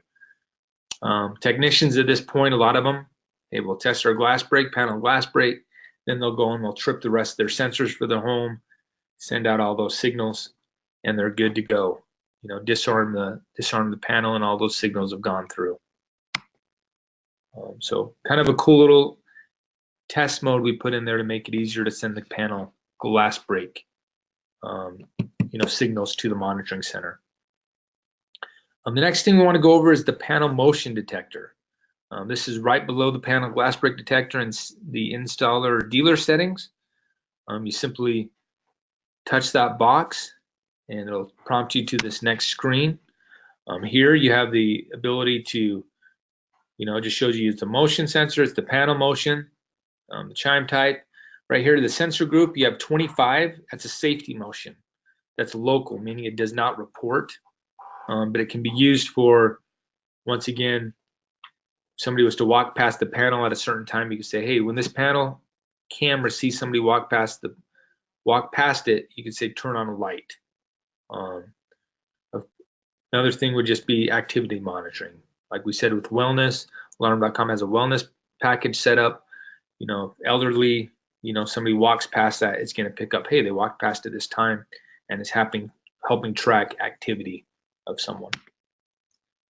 The next thing we want to talk about is our IQ remote. This is our secondary tablet, or secondary panel that hooks into the main one. Uses the same touch and swipe based user interface as the primary panel. It can be wall mounted or put on a table stand. Every panel comes with a table stand. It repeats the panel chimes and voices of the main panel. So if you had the main panel down, by the garage door, and you had this secondary up in the master bedroom, when somebody comes in a door, it's going to chime and let you know, hey, front door open, back door open, and whatnot. It has full security and Z-Wave control, just like the main panel. So for arming, disarming, turning on and off Z-Wave, you're going to have all that there. Z-Wave garage door, Z-Wave lights, all that same control. And you can connect up to 3 of these IQ remotes over Wi-Fi or through the panel access point to the main panel. So that would give you 4 panels total, the main panel, and then up to 3 additional secondaries. As far as pairing these panels, this is how you do it. These are the little steps. Go into settings, go all the way down, get into devices, and then you go to Wi-Fi devices. You'd hit pair on the panel, and it says, connect the IQ remote to the panel's access point or to the same Wi-Fi network the panel is connected to. One thing to know is the IQ remote only supports 2.4 gigahertz networks. So if they have a 2.4 and a 5.0, it needs to be on the 2.4. It will not work on the 5. You select pair on the panel, similar to like WPS. This will initiate a discovery process on the panel. Select go or pair on the IQ remote, and this will find the panel on the network and connect to it. The remote device will pair to the panel and will show that it is active on the list, and you can edit it there. So here's an example. Hit pair, this is trying to pair to the IQ remote. You'd hit go or pair on the remote, and then it would connect. Once it's connected, you'll see this here. You can customize the name.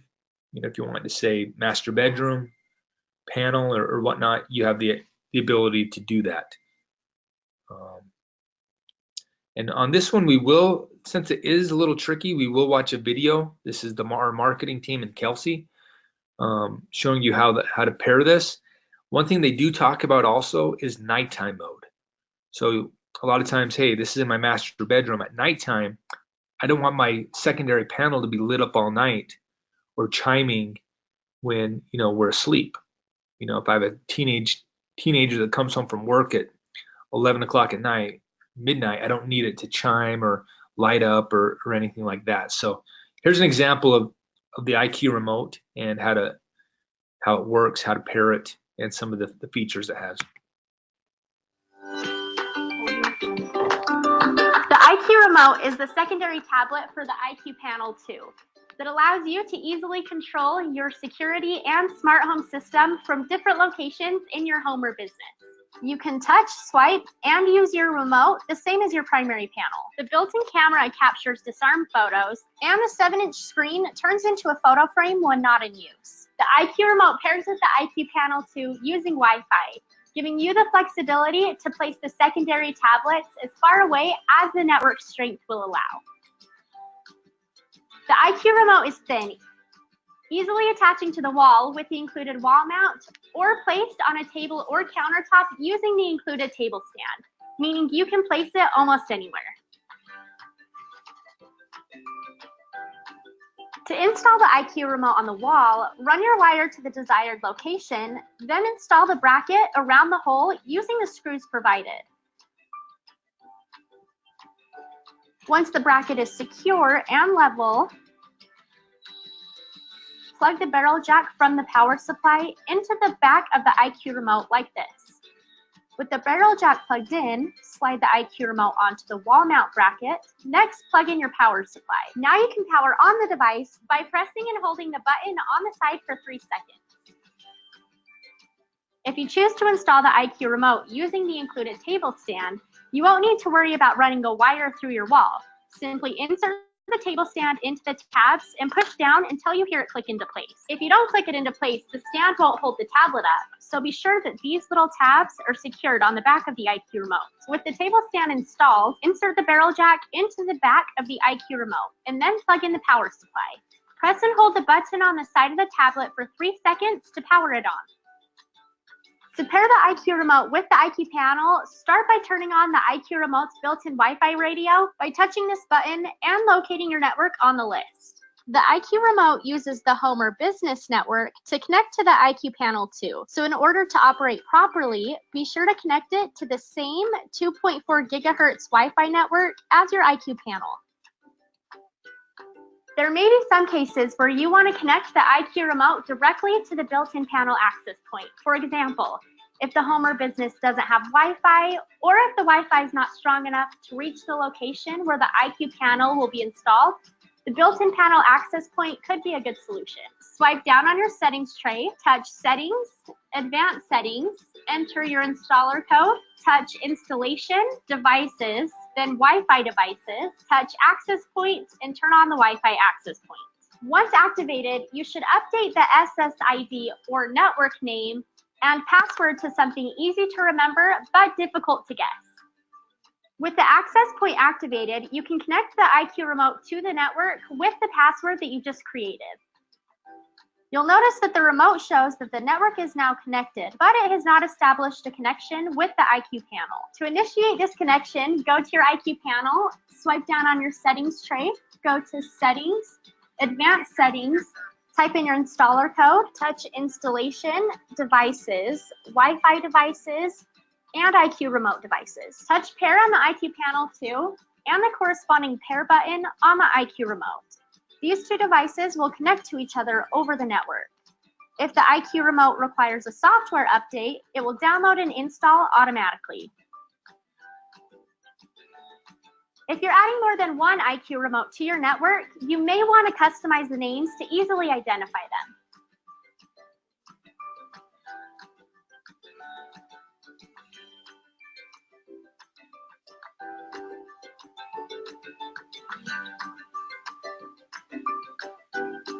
Once it's complete, your IQ remote will be ready to use. The remote will capture disarm photos, and when a door or window is open, the remote will speak the names and sound its chimes, the same as the IQ panel. If you choose to install the IQ remote in a bedroom, you can choose to activate nighttime mode if you wish to turn off the screen and sounds while you're sleeping. Up to 3 IQ remotes can be paired with the IQ panel, and add additional ways to access your system and retain the same experience in your home or business.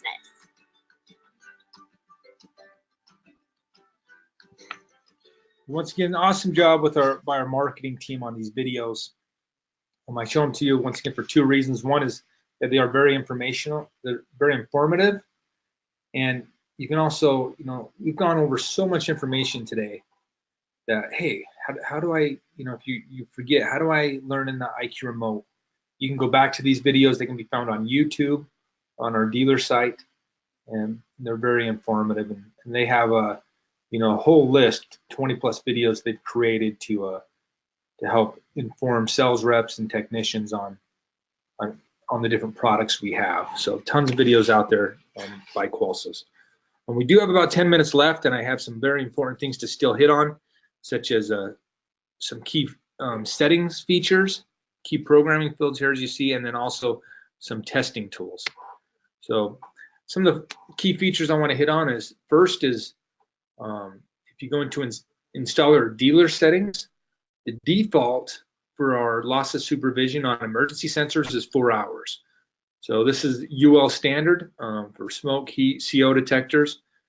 Every 4 hours, if it hasn't seen it check in, then you're going to get that supervisory trouble come up on the panel, maybe sent to you or the central station, or the customer knowing, hey, why is this sensor not connecting?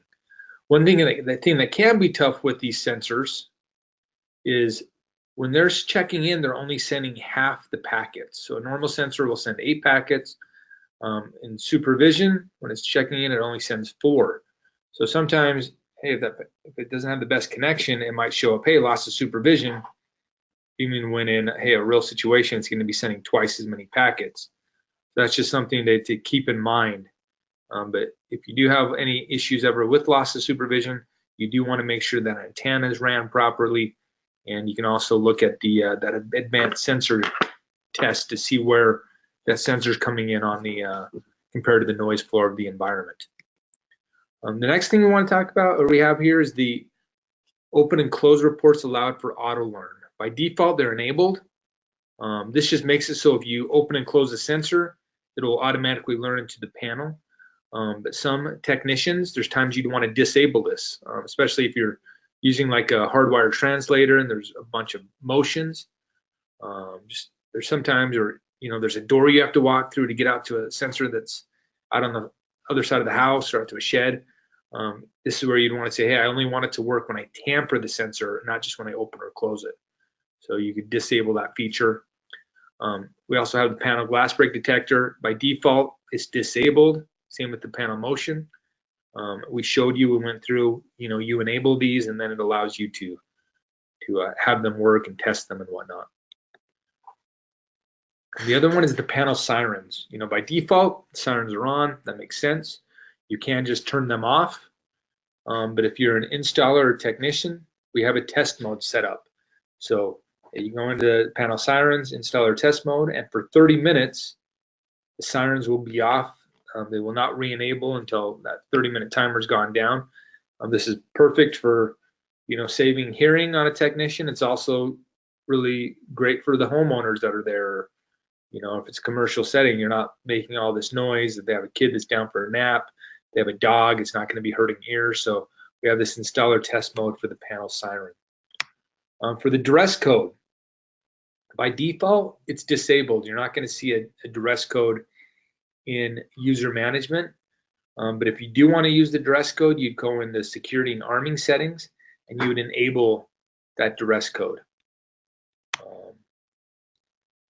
Next one we have is auto stay.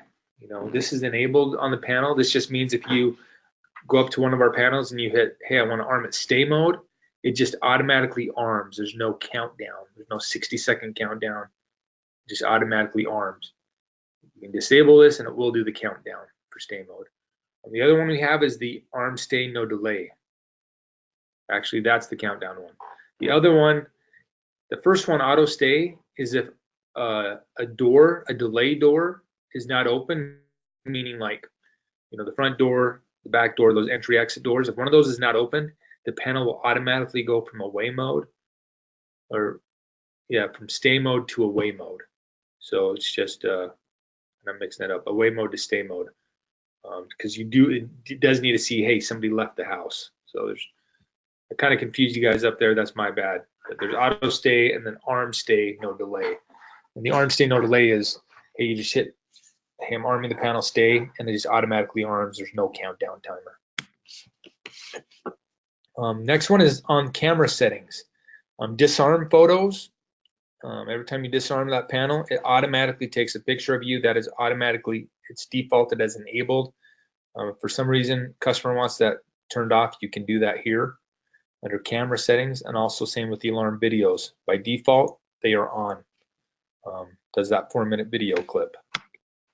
Under user management, you have up to 242 different user codes that the panel can handle.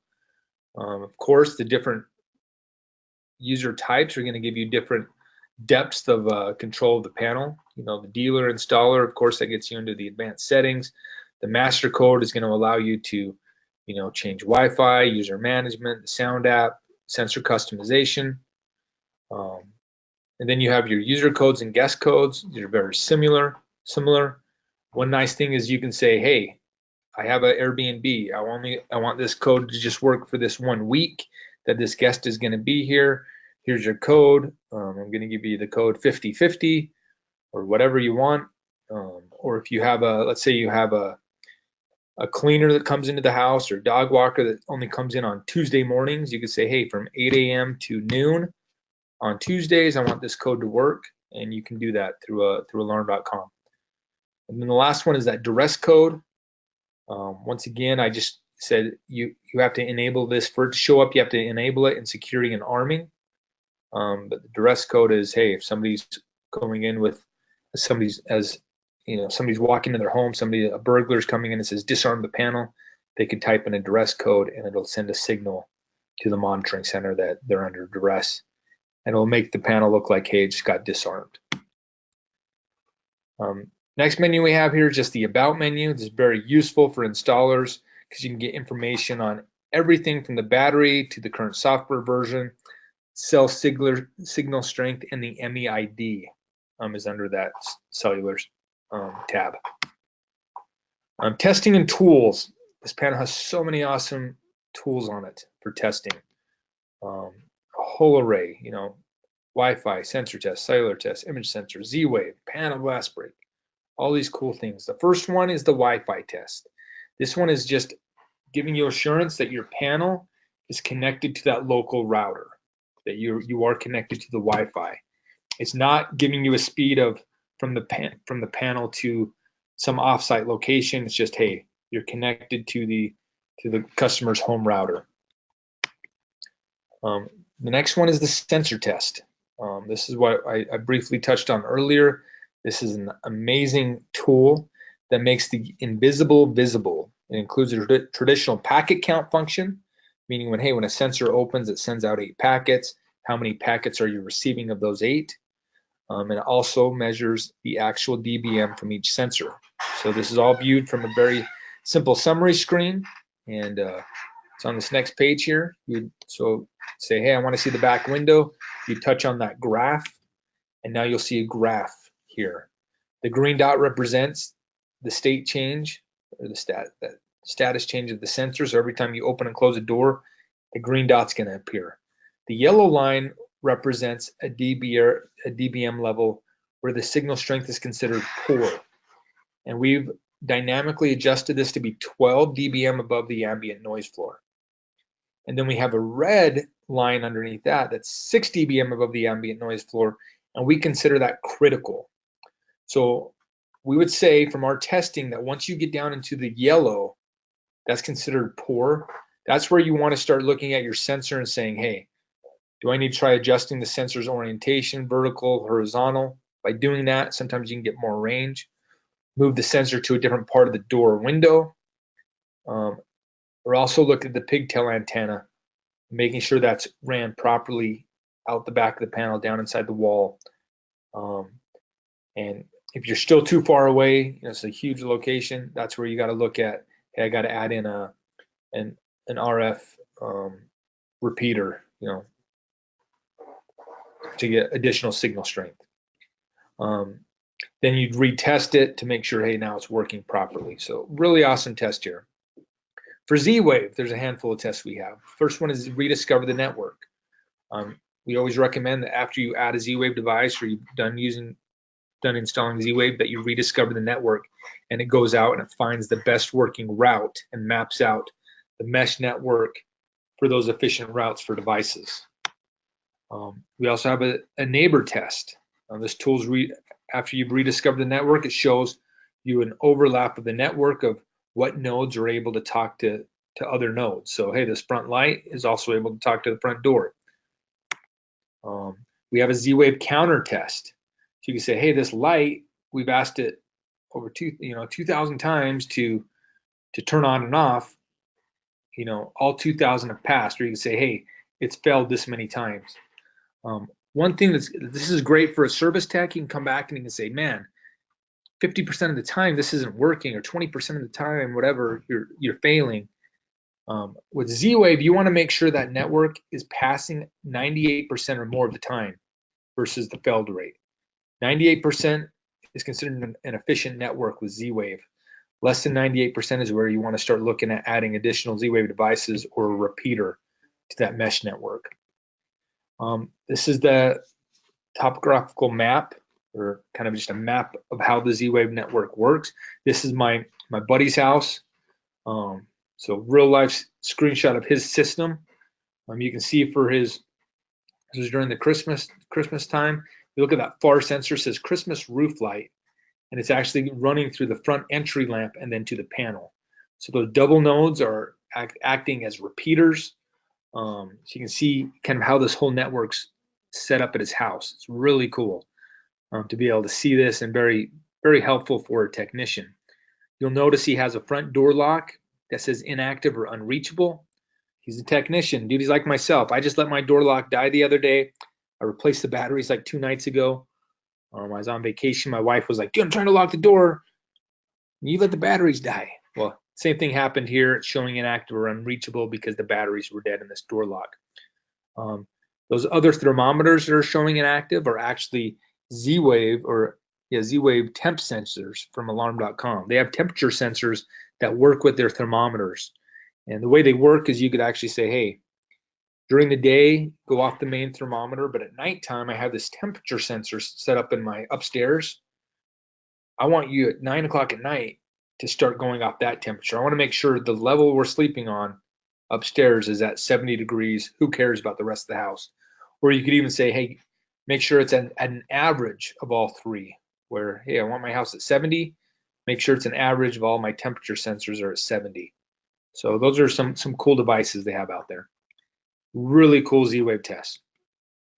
The final test I'll talk about is the panel test, and this is great to run at the end of an install.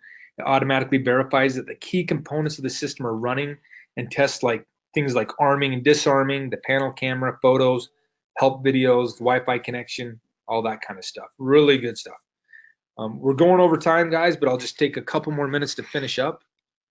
One thing, if you do use that panel test, it does test the siren and will make it go off for just a little bit of time, so it is loud.